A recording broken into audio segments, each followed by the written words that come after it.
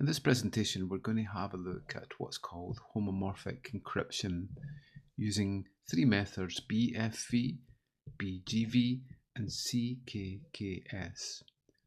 Later on in the presentation, we'll have a look at some practical .NET and C++ code.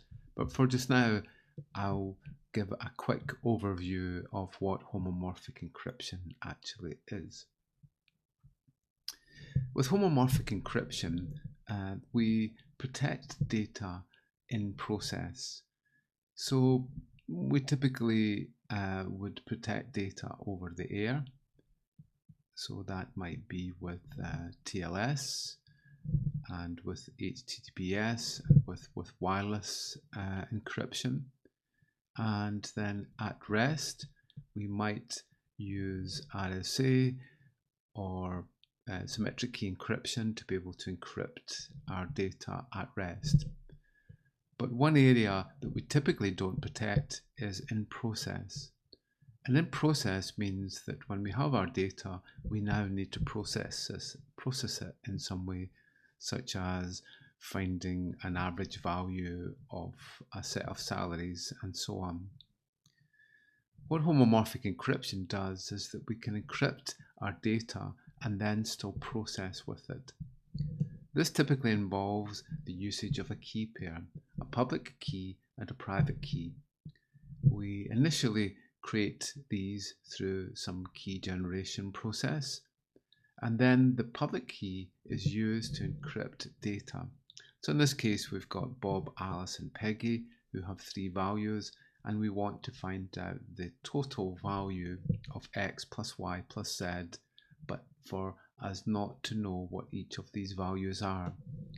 With this, Wendy, who's the consumer, can ask Trent, the data processor, to be able to homomorphically encrypt and process the data that's received.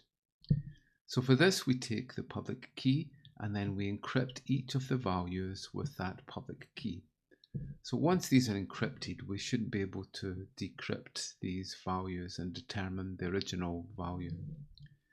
So this is what's called the ciphertext value, and these are what are called the plaintext value. We can then use homomorphic operations such as add, subtract, multiply, and so on. And then once that's produced, it produces the ciphertext output result, in this case the encrypted value of X plus Y plus Z, and then we can use the private key to be able to decrypt that value to give the result here. Basically, there have been four main generations in this. The original Gentry paper was used integers and lattices, and that method is known as DGHV. The second generation was to use also integers, but to expand with learning with errors. This includes the BGV method. And then we moved on to use the BFV method, and that's defined as third generation. These three generations have all used integers in their processing. But now we have a fourth generation method called CKKS after the authors of the original paper, and which uses floating point numbers. There are some methods themselves which are naturally homomorphic for some of the operations. For example, for multiply and divide, it is possible to use the LGAMO method. I won't go into the detail here at all, but this is how you generate a public key within LGAMO. This is the private key, this is the generator base, this is a prime number, and this is the part of the public key here. When we're creating our cipher, we create a value A and B for a message that we have here. And we can see here with this operations, if we modify it slightly, then it's possible for us to be able to multiply the two values together and in the end produce a multiplication of the message. Unfortunately, Elgamal doesn't support all of the mathematical or arithmetic operations, so it can only be used in some circumstances. We can also use a method called the Pallier method, and with the Pallier method we can add and subtract in a homomorphic way. Again, I won't go into the detail of how the Pallier actually works, but in the end we can encrypt values and then add and subtract them using homomorphic methods. So the 4 generations that I've outlined before have evolved. This is the Pallier paper here. Here is the original Gentry paper. And then we moved on from there with the BGV paper. You can see it's after the author's surnames there. And we have this paper here, which actually defines the CKKS paper. And as we've went along, then generally the performance of homomorphic encryption has improved over the different generations. We can also get what's called homomorphic hashing, and with homomorphic hashing we can have a hash of our data, and then we can have the new data, and then it's possible with a homomorphic hash to take a previous hash and a new hash of the data and perform some homomorphic operation to get the new hash. The new hash would be the total hash value for all of the data, so that we don't have to recompute the data that we've already hashed. This is included in this paper here and was updated with this paper. Okay, so here's an example of homomorphic processing. In this case, we have a public key and a private key. In this case, the private key is stored in a secure enclave, so that no one can get access to it. Then Wendy wants to consume some data from Bob, Alice and Peggy. Then the data processor here will encrypt the data coming in from each of these data providers into the homomorphic engine. We apply a homomorphic circuit onto it that produces our output value. Then the private key in the secure enclave can then decrypt the result, and we can give that to Wendy. We can add in some more protection. If we wanted, the data processor could digitally sign the result, and then that could be checked with by Wendy. Okay, so it's also possible, rather than to have the secure enclave in the cloud, we can actually have the secure enclave within the data consumer's domain. So in this case, the data processor will never get to see the result at all, and basically just passes on the homomorphic result to Wendy, who can then decrypt it using her secure enclave. Along with this, we can apply virtually any mathematical operation or arithmetic operation into our homomorphic circuit. So obviously we can implement machine learning methods using basic logic and arithmetic circuits. So in that case, we can actually implement a homomorphic engine with machine learning and also with deep learning. Increasingly too, what we're seeing is that at the edge of the cloud, around some sort of gateway, it is possible to implement secure enclaves inside the edge of our network.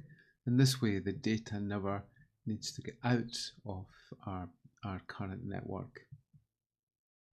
So let's have a look at two methods, BFV and BGV. As we've seen, these are the second and third generation of homomorphic encryption. Overall, they use a technique called learning with errors.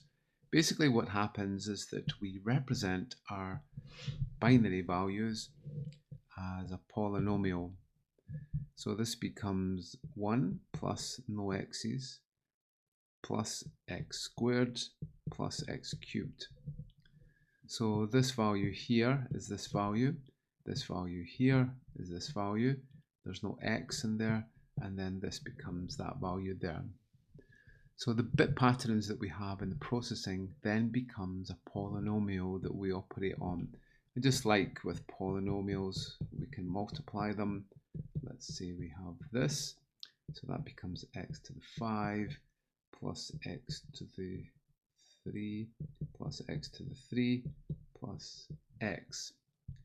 And because of the way that the Galois fields work, is that x to the power 3 plus x to the power 3 cancels there.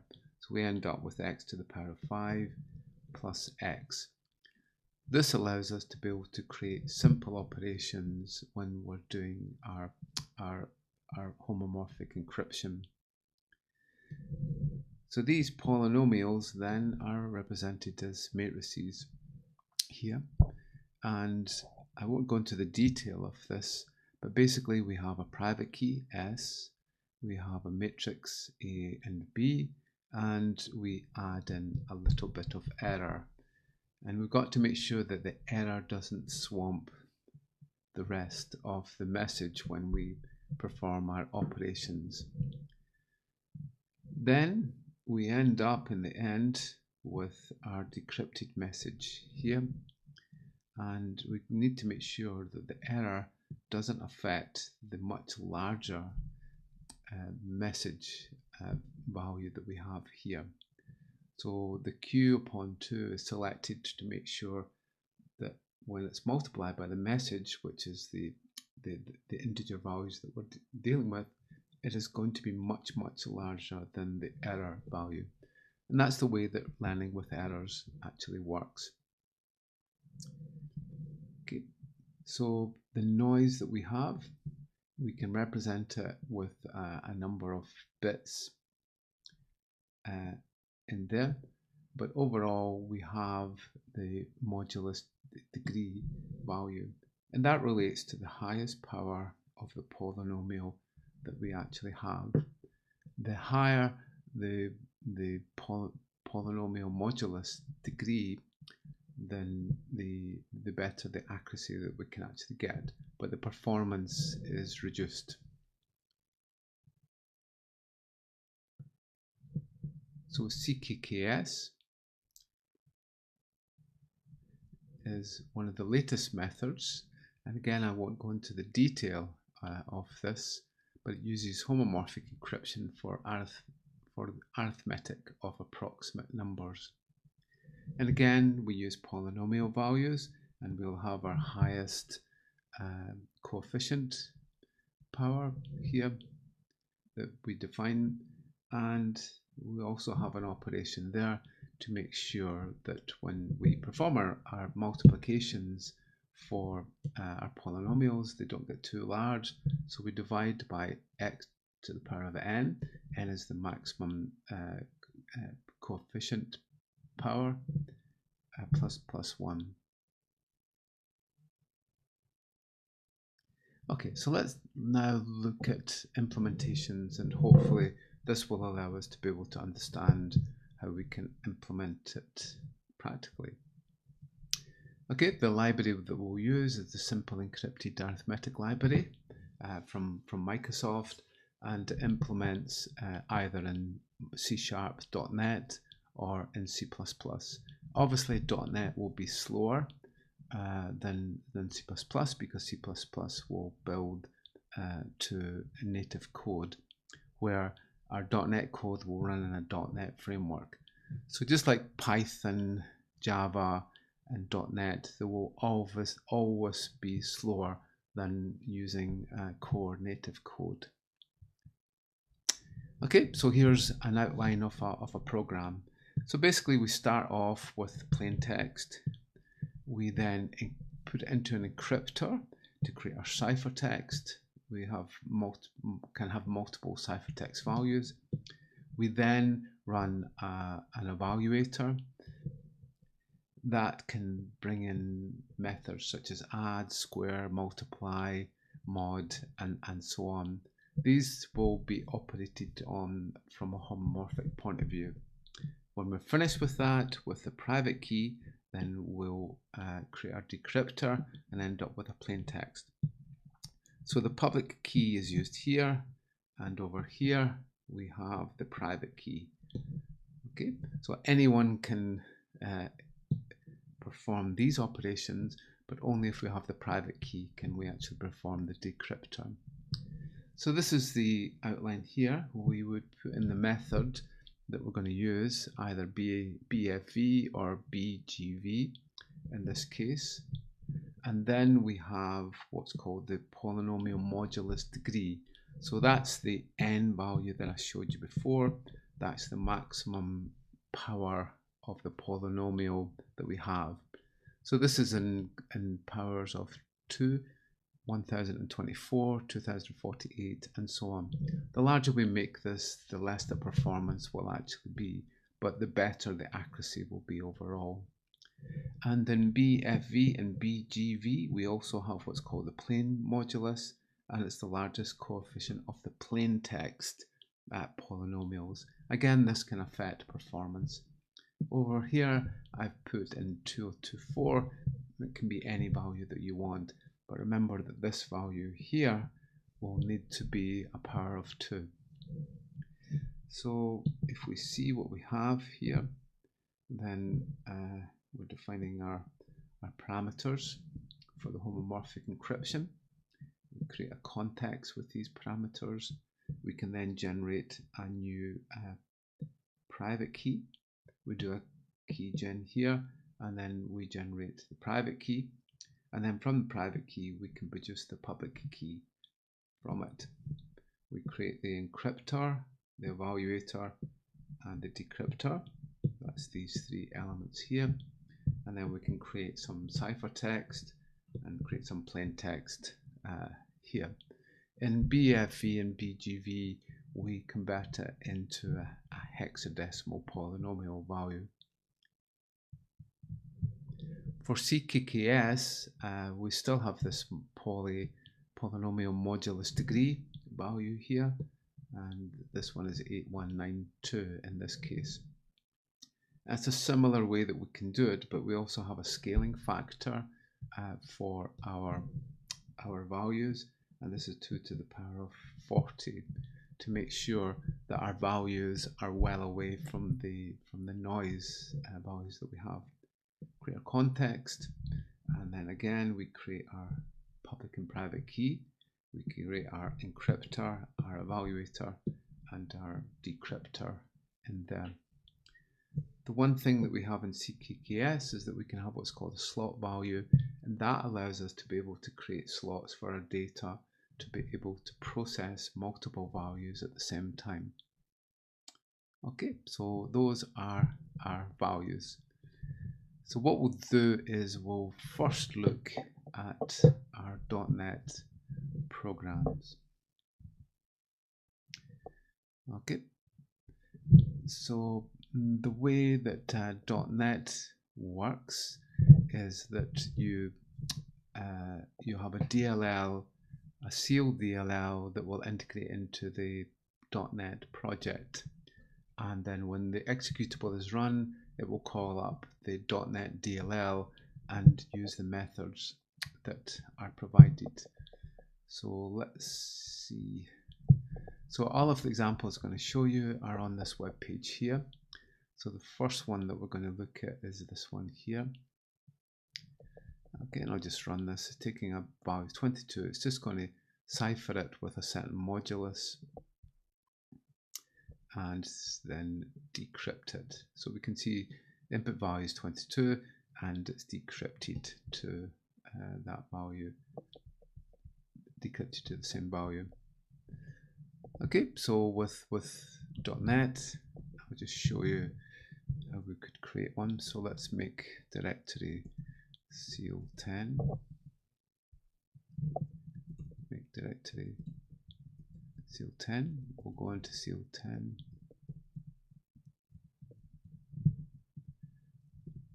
And then we'll actually create a new .NET console program. I'm using .NET 8, but it can be other versions.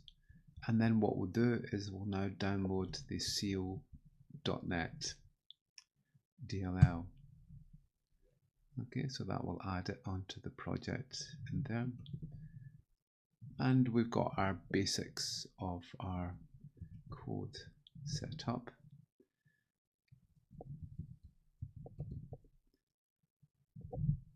Okay, and then we could open that within our within Microsoft Code. Okay, so but for just now, I'll open up one that I've previously created.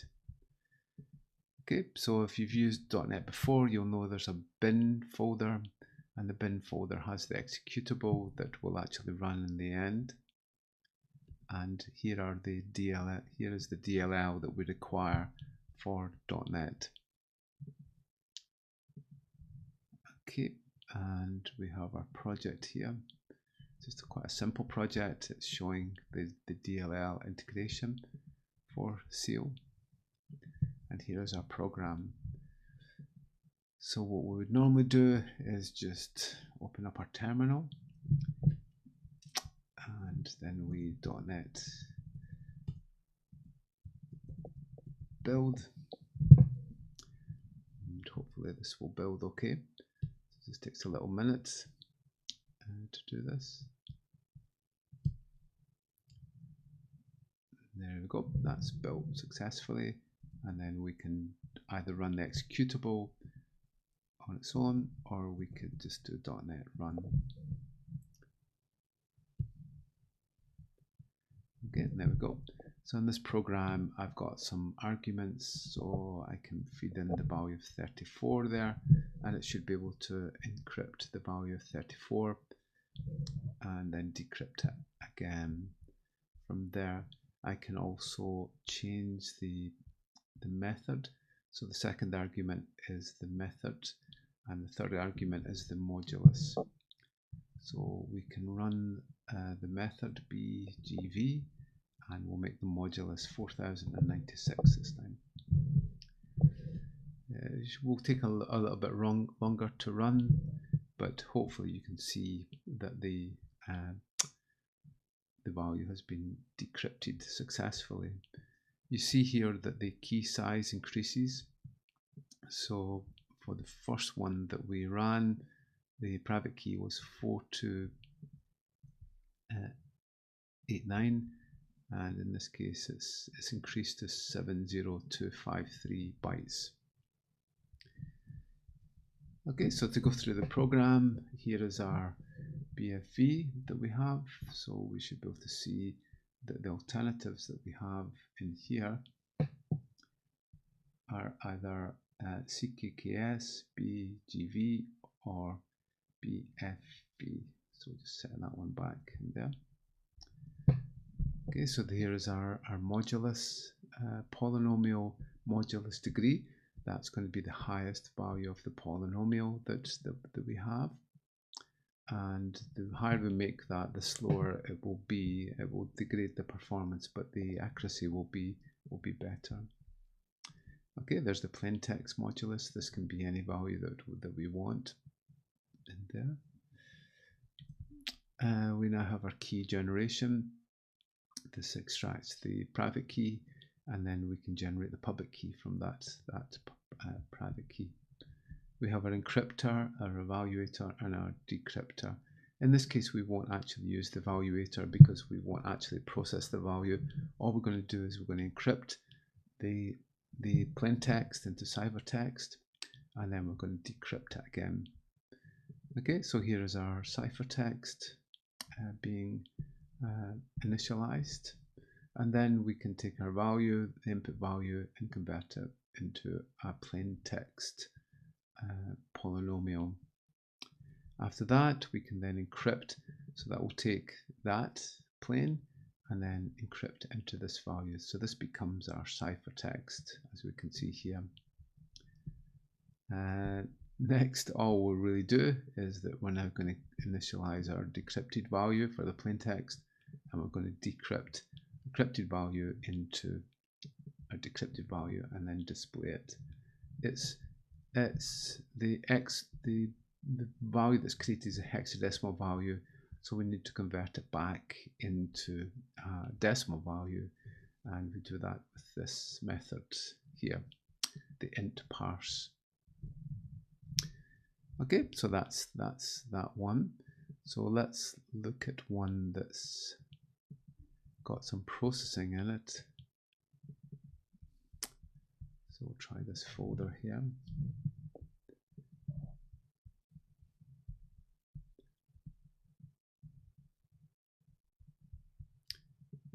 Okay. So there we go. So let's see, in this case, we can see that we now have an evaluator. We're taking two values, x and y, and we're creating them into their plain text values. Next, we encrypt each of these values, and then we'll use the evaluator to perform an add operation. Okay, so that's going to take this value and add it to this value, both our ciphertext, and feed it into this value here. So if we can see the other methods from there, but we also get multiply, add, and subtract and other methods here. It's just taking a little minute to load that up. So with this function, we have this, the two operands, and then this is the result here. But we can also use an in-place function, which will mean that the output is put into the last operand. Okay, so let's see if we can see some of the other methods. There they were there. Okay, so here are some of the methods. So add is what we're using, adds one value to the next and then puts the result into the third value. But we can also have an in place. In place would mean that the y encrypted value would have the result. There are other methods that we can have here. Mod, multiply, negate, and so on. Square gives us a square function, subtract, and so on. Okay, so we would add the method that we want to use for the homomorphic method here. Then all we have to do is, this is going to be the value here. We just decrypt it. We convert our ciphertext into plain text, and we'll get the value back again.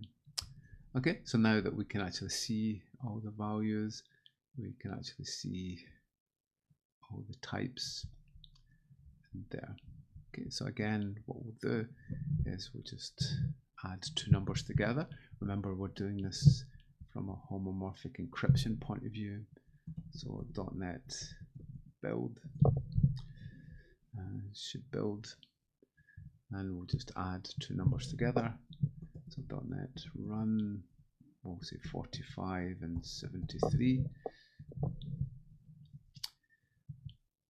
And now the result is 118, which should be correct, I hope. Okay, so what we've done there is we've taken the two values, 45 and 73, we've encrypted them, then we've actually homomorphically added them. If we want, we can now do as multiplication.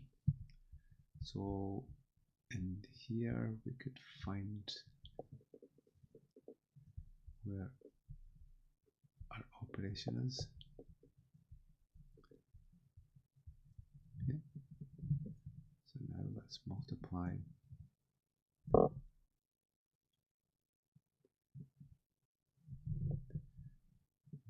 save that.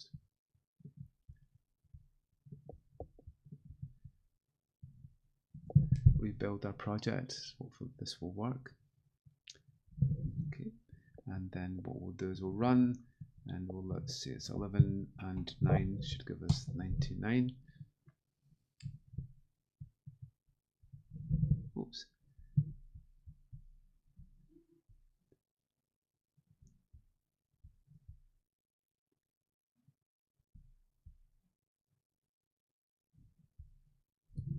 Oh, right. So what we need to do is we need to make the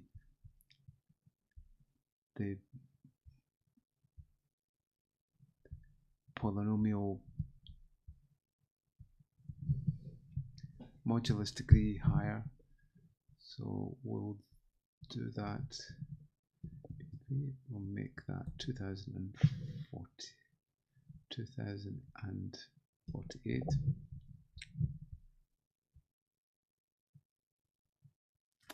And we can see that works there. I forgot to change the symbol there. Okay, so we need to watch out for the size of the polynomial modulus value here. So this needs to be high enough so that we don't actually create an exception. So possibly 2048 or higher than that is what we require. I've just set the default here as 1024, which is too low for a multiplication because the values are getting larger. Okay, so let's put that back how it was.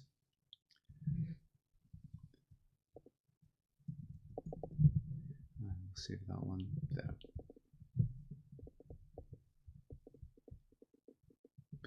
Okay, so the CKKS is similar. So we'll just open up our folder and we'll take this one here.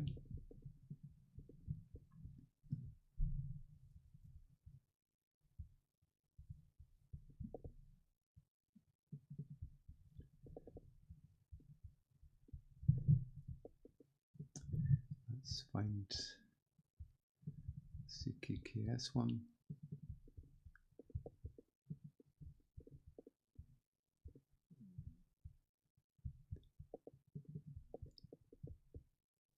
Here we go. Okay, so this time our scheme is CKKS. There's a slightly different way that we can layer the coefficients for the noise.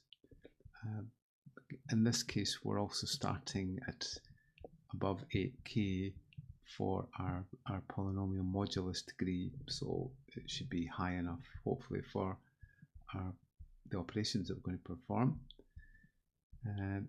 In this case, what we can do is that we can set up a number of slots and then perform our homomorphic encryption on those slots for the data. Again, now we're also using floating point values. In this case, they're double values, and we'll set up an input array.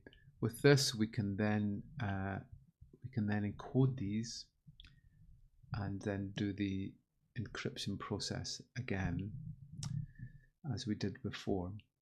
So the encoding part, we have a scale factor which moves the values away from our noise, in this case 2 to the power of 50, and we'll take our input array value, and this is, in this case, it's just from 1 to a count value, and we can scale them up into our plaintext matrix. So we now have a matrix that we have, and we can perform the operations on the matrix values.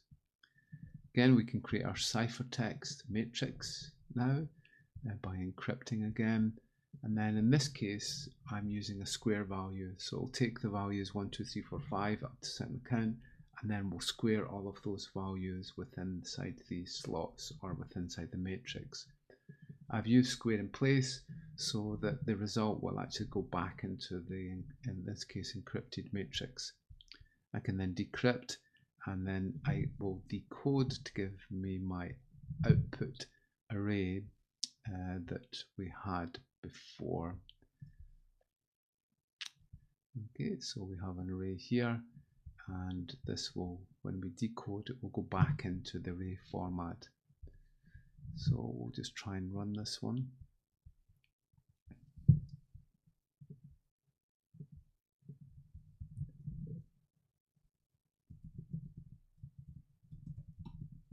Build. That runs fine. So .NET run, and I think the first argument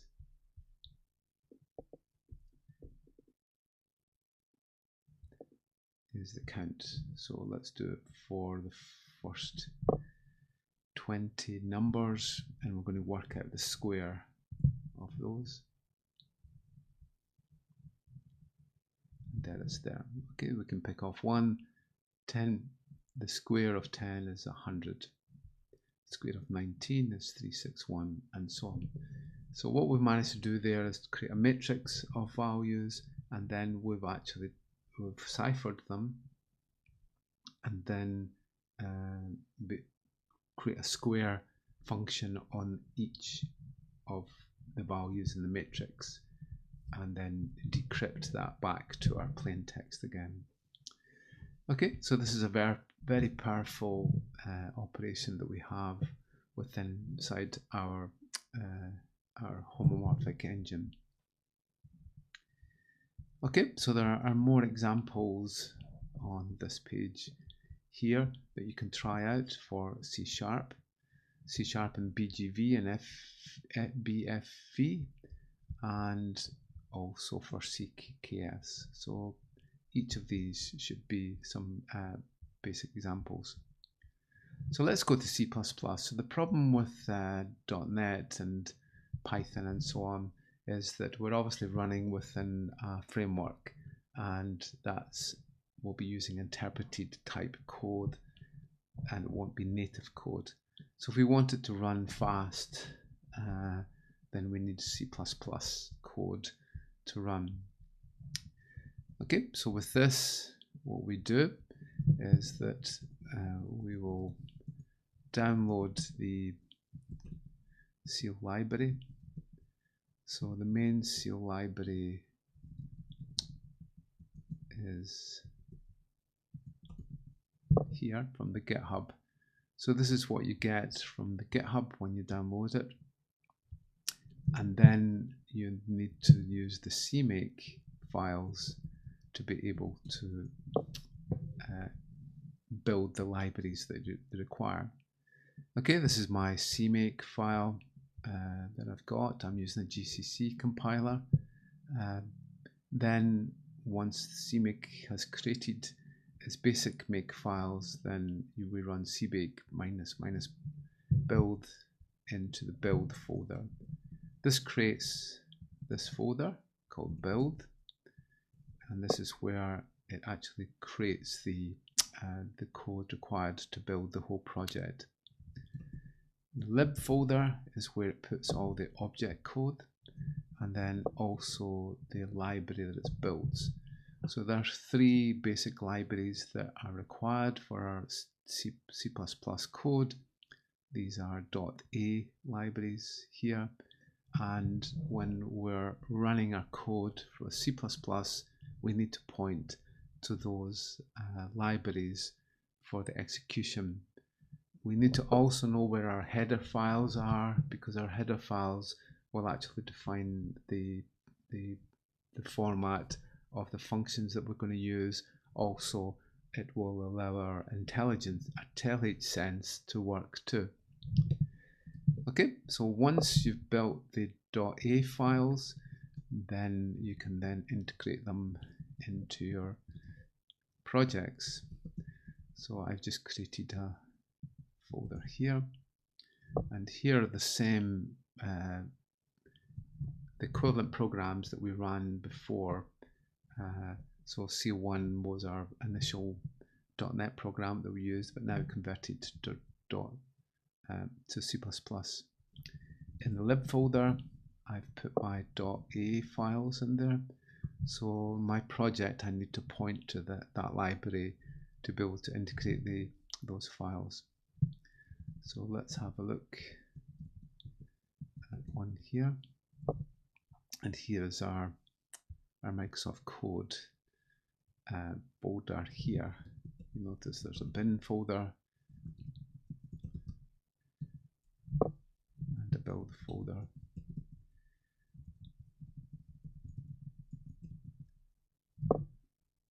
And here's the executable file here. Okay, so what we want to do is to take our source code and build it to produce our executable code, just to show you that this works. There we go. Okay, that's our first program. So now let's open up this folder.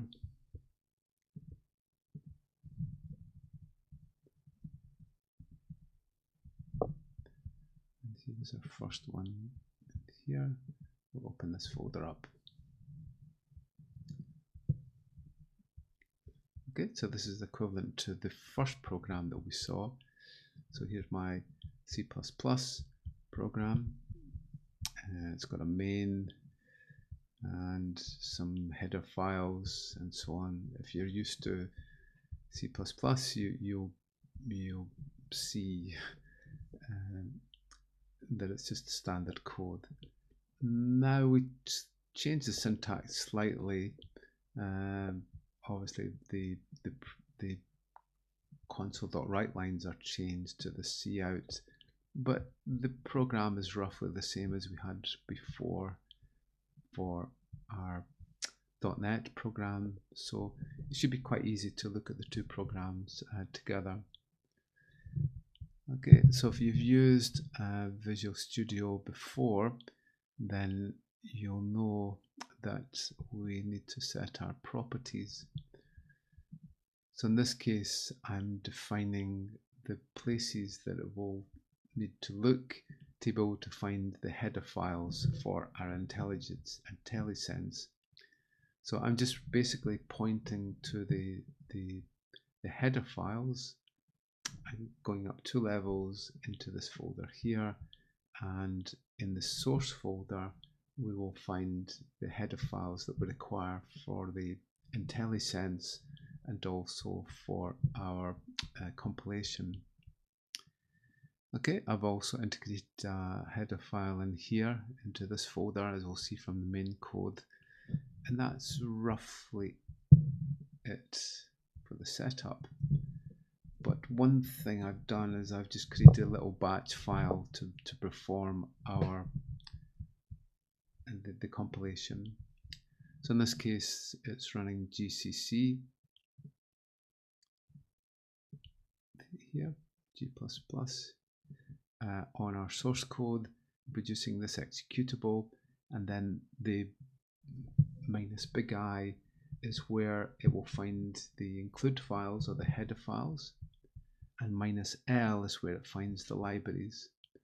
So in this case, it's looking in the lib folder for the libraries that we've actually created.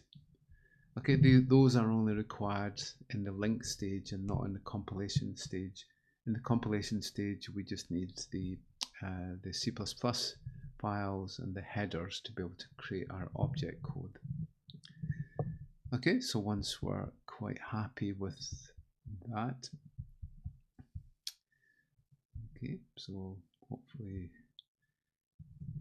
our IntelliSense will work as before, and we should be able to see all our methods that we can actually use from there. Okay, so it is possible from this launch file, from the tasks, sorry, to be able to run the run build task, and this will certainly compile it, but there's just a little bug that I just can't get it to build and debug. So as a simple solution, to run the go.bat will be enough to be able to compile our program and then also link in with all our libraries. Okay, so hopefully that's done that. So I'll just erase the executable just to show you that this is actually working. Okay, so we do our go.bat. It's now compiling, finding all the header files, and then it's linking in with all the libraries. So we should now have an executable file, and we'll just run that as we did before.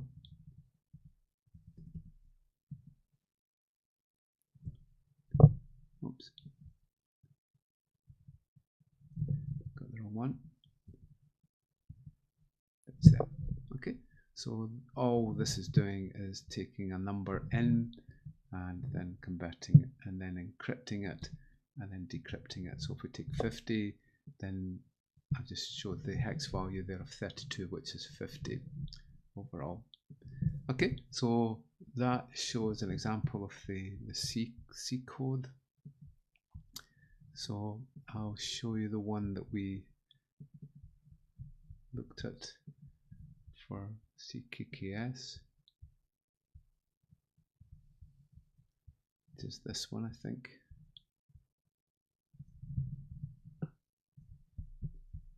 And this is the one with the batch processing. It's not the CKKS one here. This is the BGV, which is much the same as the CKKS one.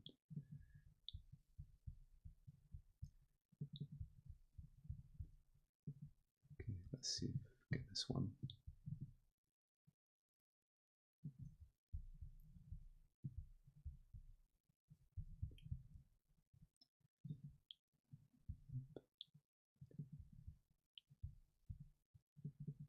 Let's try for this one.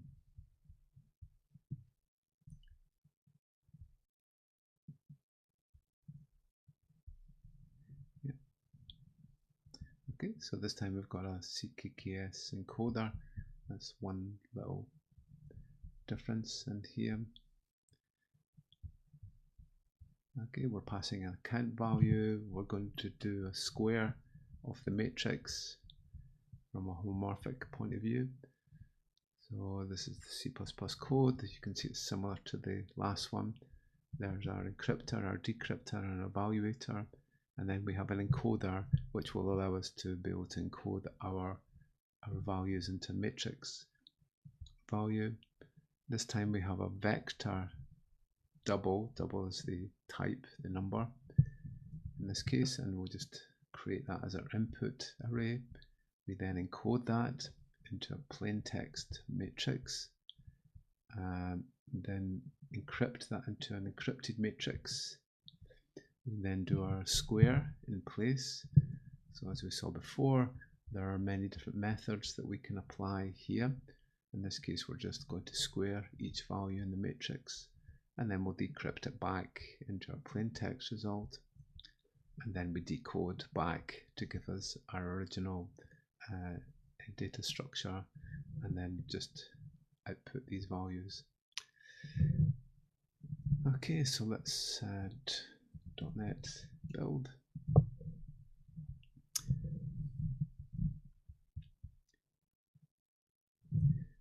Let's see.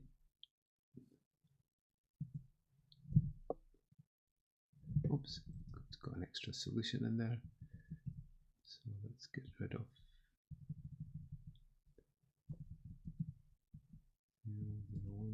solution. In fact, get rid of C008. Oh, sorry, we're not using .NET. So what we need to do is run our little Go script. Sorry about that. I was running a .NET command, but this is C++, of course. So we need to compile it with our GCC compiler. So that's going there. Okay, let's do that. Now we'll compile it, and hopefully that'll be okay. So this is the one. This is C++ program that will allow us to be able to create the square value, and so the executable we've created is 09 CPP because we get that from here.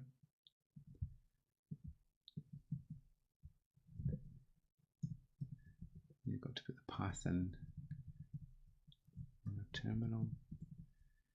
09. That's there, so we can feed in an argument of 50, and it will take us up to from 0 to 49 for the square value. Okay, so you can see that that's working from there. Okay, so that's been a little introduction to using the SEAL library for BFV, BGV and CKKS. Okay, thank you.